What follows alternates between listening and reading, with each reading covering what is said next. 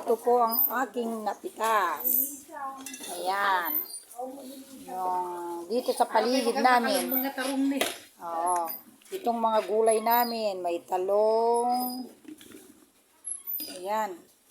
May kunting bulaklak. May luya. Itong luya ito, may ilang puno ako sa paligid. Kinuha ko na. Tsaka itong bunga ng kalabasa ko. Nag-isa. Lalagyan ko po ng ganyan.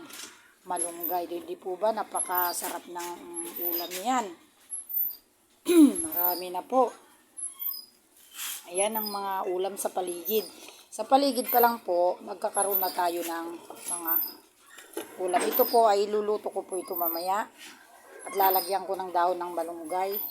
O kaya ito sa sigang. O, di po ba napakaganda yung may tanim. Mayroong iluluto.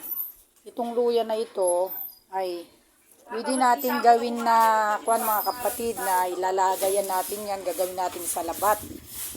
Tapos iinumin natin yan, malaking bagay na po yan. Nakakalis po ng kabag. Yan po. Yan po yung ating mga gulay. Yeah. Nandito sa paligid, dito lang kinuha ang mga yan. Mga sarili po namin tanim. Yan po.